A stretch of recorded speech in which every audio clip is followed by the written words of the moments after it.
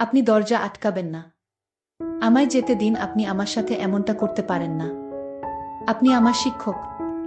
আমি যখন এই কথা বললাম তখন স্যার আমাকে দরজাটা লক করে আমার সাথে যা করলো তা শুনলে আমি কথা দিচ্ছি তোমাদের মাথা গরম হয়ে যাবে। তাহলে আসল ঘটনাটি বলি। আমি যখন কলেজে বিএ অনার্সে ভর্তি হলাম, সে বছর থেকে টিউশনি পড়াতে শুরু করলেন। টিউশনি পড়ানোর উদ্দেশ্য ছিল পিছনের ক্লাসের বিষয়গুলোকে মনে রাখা ও চর্চা করা। তাই টিউশনি পড়াতে শুরু করলাম ক্লাস 8, 9, 10 ছেলে মেয়েদের নিয়ে। নিজের ঘরেতে পড়াতাম। শুরুতে 4 জন ছাত্রছাত্রী ছিল। টিউশনি পড়ানোর সময় ছিল সন্ধ্যা 7টার পর। কারণ কলেজে যেতাম, বিকেল 4টাতে আসতাম বাড়িতে। তারপর খাওয়া দাওয়া করে একটু রেস্ট নিয়ে পড়াতে শুরু করতাম। 5 জন ছাত্র আর একটা ছাত্রী। শাকিল আর অজয় ইন্টারে পড়ত, আর অন্তরা পড়ত ইন্টার সেকেন্ড ইয়ারে। আসল কথায় আসি, প্রতিদিনের মতো পড়াতে পড়াতে অন্তরা প্রতি আমার এক অন্যরকম অনুভূতি কাজ করত। আমি অন্তরার দিকে তাকিয়ে থাকতাম, তার সৌন্দর্য দেখতাম। আমি যতবার অন্তরাকে দেখি ততবার আমার মনের ভিতর অন্যরকম অনুভূতির সৃষ্টি হয়। অন্তরা যেদিন প্রাইভেট পড়তে আসতো না, আমি সেদিন কাউকে পড়াতাম না, ছুটি দিয়ে দিতাম। কারণ অন্তরাকে ছাড়া আমার পড়াতে ভালো লাগতো না। অন্তরা দেখতে অনেক সুন্দরী। অন্তরার বাবা মা আমাকে বিশ্বাস করে আমার কাছে পড়াতে দিয়েছে। অন্তরার প্রতি আমার মায়ের সৃষ্টি হলো। তাকে কিভাবে পাওয়া যায় সেই চিন্তা আমার মাথায় সবসময় ঘুরপাক খাচ্ছে। অন্তরা আমাকে দাদা বলে ডাকত। আমাকে বলল, দাদা আজ ইংলিশ পড়াটা করে আসেনি। কথাটা শুনতেই আমি প্রচণ্ড রেগে গেলাম। ও আমার চোখে মুখে তাকিয়ে ভয় পেয়ে গেছিল, আমি বুঝতে পারছিলাম। তখন আমি বললাম, সবাইকে পড়াটা দেখিয়ে দেখিয়ে দেওয়ার পর তারপর তোর শেষের দিকে ব্যবস্থা হবে। সেদিনকে আমি খুব রেগে গিয়েছিলাম, কারণ সেদিন কলেজে আমার বন্ধুরা আমার গার্লফ্রেন্ড নেই বলে সবার সামনে অপমান করেছিল। সেদিন সবাইকে ছুটি দিয়ে দিয়েছিলাম, শুধু অন্তরা একা বসেছিল। তখন প্রায় 8:30 বাজে। আমি ছুটি দিই সাধারণত সবাইকে 10টা বা 10:30। সেদিন সবাই প্রায় পড়া শিখে এসেছিল, তাই সবাইকে ছুটি দিয়ে দিয়েছিলাম। বসেছিল শুধু অন্তরা। অন্তরা আমার মুখের দিকে তাকিয়ে চুপচাপ চোখের জল ফেলতে শুরু করল। তখন আমার রাগ ঠান্ডা হয়ে গেল। কান্নাকাটি দেখে ওকে আমি সেদিন বই নিয়ে বাড়িতে চলে যেতে বললাম। আরও একটা কথা জানিয়ে রাখি, ওর সামনে মাসে ফাইনাল পরীক্ষা বলে সোমবার করে একটু বেশি সময় ধরে পড়াতাম। বলে রাখি, অন্তরা একটি যুবতী কন্যা, দেখতে অনেক সুন্দরী ছিল। আমি যখন ঘরে পড়াতাম তখন আমার ঘরে কেউ ঢুকতো না যতক্ষণ না পড়ানো শেষ হতো। সোমবার বলে সেদিন আমি নিজের বিছানায় ঘুমাচ্ছিলাম। আমি যখন ঘুমাই, আমার ফোনের অ্যালার্ম বাজতেই হঠাৎ আমার ঘুম ভেঙে গেল। দেখি অন্তরা আমার পাশে দাঁড়িয়ে। আমি অন্তরাকে বললাম, তুই দাঁড়িয়ে আছিস? আমাকে ডাকিসনি কেন? তুই এতক্ষণ দাঁড়িয়ে থেকে কি দেখছিলি, সত্যি করে বল। আমার কোনো কথার জবাব দিচ্ছে না। সে লজ্জায় মাথা নিচু করে দাঁড়িয়ে আছে। আমি আবার তাকে জিজ্ঞেস করলাম, অন্তরা তুই আমার ঘুমের ঘরে এসে কি দেখছিলি বল। তারপর আমি যখন অন্তরার দিকে তাকিয়ে তাকলাম, আমি অন্তরার দিকে তাকাতেই অন্তরা তখন মুচকি হেসে মুখটা ঘুরিয়ে নিল। আমার তখন বুঝতে বাকি রইল না, অন্তরা এতক্ষণ আমাকে না দেখে কি দেখেছিল। কোনরকম নিজেকে সামলে বিছানা থেকে উঠে ওয়াশরুমের দিকে চলে গেলাম। অন্তরা দাঁড়িয়ে ছিল তখনও। আমি ঘরেতে ঢুকে দেখি অন্তরা বই নিয়ে পড়ছে আর মুচকি মুচকি হাসছে। আমি জিজ্ঞাসা করলাম, অন্তরা? অন্তরা, হ্যাঁ দাদা স্যার। আমি অন্তরাকে বললাম, দাদা আবার স্যার দুইটা নাম ধরে ডাকলি কেন? অন্তরা বলল, এমনি আমার ভালো লাগে তাই ডাকলাম। আপনার কোনো সমস্যা আছে স্যার? আমি বললাম, এই অন্তরা, আমি কিন্তু এখনো স্যার হয়নি। তুই আমাকে দাদা বলেই ডাকিস। স্যার বলে ডাকলে আমি খুব রাগান্বিত হব কিন্তু। অন্তরা বলল, যে মানুষ ছাত্রছাত্রীদের লেখাপড়া শিখায় তাদের কি দাদা ডাকা উচিত? সে তো প্রকৃতপক্ষে স্যার। আমি অন্তরাকে বললাম, অন্তরা তুই আমাকে দাদা বলে ডাকিস, এটাই আমার শেষ কথা। আমি অন্তরাকে বললাম, সত্যি কথা বল, তুই কতক্ষণ এসে আমার সামনে দাঁড়িয়েছিলি? অন্তরা বল, বেশিক্ষণ না দাদা। আমি বেশিক্ষণ দেখিনি। আমি বললাম, কি বললি? না দাদা, কিছু না। আমি কিছু বলিনি। আমি বুঝতে পারলাম ও কথা ঘোরানোর চেষ্টা করছে। আমার আর এটা বুঝতে বাকি রইল না, ও অনেকক্ষণই এসে আমার পাশে দাঁড়িয়েছিল। আমি বুঝতে পারলাম অন্তরা কি দেখেছিল। আমি কথা না বাড়িয়ে অন্তরাকে জিজ্ঞেস করলাম, অন্তরা, পড়া ভালো করে শিখে এসেছিস? আর একটা কথা আপনাকে জানিয়ে রাখি, আমি একটা ড্রেসিং টেবিলে পড়াই। আমি অন্তরাকে বললাম, তোর বইটা বার কর আর পড়তে শুরু কর। কিছুক্ষণ পর তোর পড়া ধরব। অন্তরা, ঠিক আছে দাদা। আমি অন্তরাকে বললাম, আজ যদি পড়া ভালো করে আদায় না করতে পারিস তাহলে তোরে আজ কঠিন শাস্তি দিব। আমি বুঝতে পারছিলাম অন্তরা আজ ভালো করে পড়া শিখে আসে নাই, আর পড়াতে তেমন মন নেই। অনেকক্ষণ ধরে দেখছি ও বই বের করে পড়ছে না, কিন্তু অন্তরা আজ এমন করছে কেন?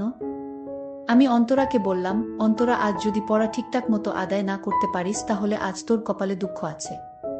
অন্তরা বলল, ঠিক আছে স্যার, পড়া না পারলে আপনি আমাকে যে শাস্তি দিবেন সেই শাস্তি মেনে নিব। আমি ওকে বললাম, কিরে অন্তরা, পড়া দিবি না? অন্তরা কোনো কথার উত্তর দিল না। আমি আবার বললাম, কিরে তুই পড়া দিবি না?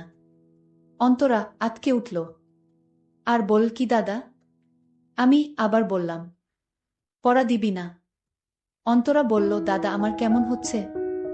আমি সবই বাড়ি থেকে মুখস্থ করে এসেছিলাম, কিন্তু কেন জানি না আমার সব উল্টপাল্ট লাগছে। আমি ওকে বললাম, আমার পাশে আয় বইটা নিয়ে। অন্তরা বলল, কেন দাদা? ও আমাকে বলল, আরে তুই আমার কাছে আয়, তারপর বুঝতে পারবে। অন্তরাও ভয়ে ভয়ে বইটা আমার পাশে নিয়ে আসলো। আমি অনেকক্ষণ ধরে দেখছি তুই চুপচাপ হয়ে আছিস, পড়ায় কোনো মন নেই তোর। ওকে জিজ্ঞাসা করলাম, কি হয়েছে তোর? অন্তরা মাথাটা নিচু করে আমাকে বলল, কিছু হয়নি দাদা, আমি ঠিক আছি। আমি বললাম, অন্তরা, তোর সামনে ফাইনাল পরীক্ষা, তুই এখন না পড়লে পরীক্ষায় তো ফেল করবি, তখন তো আমার বদনাম হবে। আমি কিন্তু তোকে কঠিন শাস্তি দিব পড়া আদায় না করতে পারলে। অন্তরা আমার কথা শুনে লজ্জায় আমার দিকে তাকাতে পারছে না। ও বুঝতে পারছিল সে আজ পড়া আদায় করবে না, তার মন মানসিকতা অন্যদিকে চলে গেছে, সে আমায় নিয়ে কিছু ভাবছে। আমি আবার বললাম, অন্তরা, তুই পড়া আদায় করবি না, শাস্তি দিব। অন্তরা আমার মুখের দিকে তাকিয়ে একটাই কথা বলল, আমাকে শাস্তি দিন। আরে অন্তরা, আমি কেন তোকে শাস্তি দেব? অন্তরা বলল, আমি আপনার পড়া শিখে আসিনি, আর তাই আপনি যে শাস্তি দেবে সেই শাস্তি মাথা পেতে সহ্য করে নিব। আমি ওকে বললাম, আজ থেকে এমন শাস্তি দিব তুই বাড়িতে যাওয়ার আগে কেঁদে কেঁদে যাবি। অন্তরা আমার কোনো কথার উত্তর দিল না। অন্য সময় ও আমাকে বলতো, আর হবে না দাদা, আমি কাল থেকে ভালো করে পড়া শিখে আসব। কিন্তু অন্তরা আজ কিছুই বলছে না। সে শাস্তি পেতে চায়, তাও সে পড়া আদায় করবে না। আমি অন্তরাকে বললাম, আগের দিন পড়া ভালো করে শিখে আসতে পারিসনি, ভালো হয়েছে পড়া শিখে আসিসনি, আজ তোর কপালে দুঃখ আছে। আমি সাহস করে ওকে বললাম, আচ্ছা অন্তরা, আমি তোকে আজ যে শাস্তি দিব সেই শাস্তি তুই মেনে নিবি। অন্তরা আমার উত্তরে বলল, আমি কতবার বলবো যে আমি পড়া শিখে আসিনি? আপনি আমাকে যে শাস্তি দিবে সেই শাস্তি আমি মাথা পেতে মেনে নিব। আমি অন্তরা কথা শুনে আমার অনেক সাহস বেড়ে গেল। আমি মনে মনে চিন্তা করতে লাগলাম, আজ যে সুযোগ পেয়েছি সেই সুযোগ হাতছাড়া করা যাবে না, সুযোগটা কাজে লাগাতে হবে যে করেই হোক। আমি অন্তরাকে জিজ্ঞেস করলাম, আমি আজ তোকে যে শাস্তি দিব সেই শাস্তি কিন্তু কাউকে বলা যাবে না। অন্তরা বলল, দাদা, তুমি এমন কি করবে যে কাউকে বলা যাবে না? আমি যা বলছি তাই কাউকে বলা যাবে না। আমি দাদার মতলব জানার জন্যই। আমি বললাম, ঠিক আছে স্যার, আপনার কথায় রাজি, আমি কাউকে বলবো না। তুই আমাকে এখন স্যার ডাকলি কেন? আমি তোকে কতবার বলবো তুই আমাকে স্যার ডাকবি না? ঠিক আছে, আর ডাকবো না। এখন কি শাস্তি দিবেন দেন, আমি তাড়াতাড়ি বাড়িতে চলে যাব। যাই করো তাড়াতাড়ি করো, বাবা মা আমার জন্য চিন্তা করছে। আমি বললাম, অন্তরা, তুই তোর বাবার কাছে থেকে একটা রাত ছুটি নিতে পারবি। আমি বললাম, রাতে ছুটি নিব কেন? আমি বললাম, অন্তরা, রাতে ছুটি নিতে পারলে বুঝতে পারবি। অন্তরা বলল, আমি একটা মেয়ে মানুষ বাবা, কি আমারে রাতে ছুটি দিবে? আমি অন্তরাকে বললাম, তুই আমার সাথে একমত কিনা সেটা বল। যদি রাতে আসতে তোর ইচ্ছা থাকে তাহলে আমি তোর ছুটির ব্যবস্থা করব তোর বাবাকে বলে। অন্তরা বলল, আমার কোনো সমস্যা নাই, আপনি যদি আমার বাবার কাছে থেকে ছুটি নিতে পারেন। আমি অন্তরার কথায় অনেক খুশি হলাম, এতদিনের মনের আশা সফল হবে। আমি অন্তরাকে বললাম তোমার বাবার ফোন নাম্বারটা দাও। অন্তরা বাবার ফোন নাম্বারে ফোন করে অন্তরার ছুটির কথা বলতেই তার বাবা বলল, রাতে ছুটি কেন মাস্টার, রাতে কি দরকার? আমি তার বাবাকে বললাম, সামনে তো পরীক্ষা আমার, তাই ভাবছি সপ্তাহে রাত 12টার পর থেকে প্রাইভেট শুরু করব। কারণ 1 মাস যাবত আমার পরীক্ষা চলবে। আর তাই সিদ্ধান্ত নিলাম সপ্তাহে 2 দিন এই 1 মাস রাত 12টা পর থেকে প্রাইভেট পড়ানো শুরু করব। আপনি যদি অন্তরাকে আমার দেওয়ার সময়ে পাঠাতে পারেন তাহলে আমি পড়াতে পারব। আমি জানতাম অন্তরার বাবা রাজি না হয়ে উপায় নাই, কারণ এই এলাকায় প্রাইভেট টিচার নাই। আর আমার মতো কেউ এত ভালো করে পড়াতে পারে না। আমার এলাকায় মোটামুটি ভালো একটা সুনাম আছে। আর তাই অন্তরার বাবা বলল, ঠিক আছে মাস্টার, তোমার যেভাবে সুবিধা হয় ঠিক সেই সময়ে পড়াও, কিন্তু আমার মেয়ে যেন ভালো রেজাল্ট করে। এটা আপনার বলতে হবে না, এটা আমার উপর ছেড়ে দেন। অন্তরার বাবা অন্তরাকে ছুটি দিল, মানে রাতে পড়বে আমার ঘরে। আর সেই খুশিতে আমার নাচতে ইচ্ছা করছে। আমি অন্তরাকে বললাম, অন্তরা তোর বাবা রাজি হয়েছে, তোকে আজ থেকে রাতে পড়তে হবে। আমি দাদার কথা শুনে, মানে আমি যাকে দাদা ডাকি সেই আমার স্যার, আর স্যারের কথা শুনে অবাক হলাম। আমার মাথায় কিছুই চিন্তা করতে পারছি না। আমার মাথায় কোনো কাজ করছে না।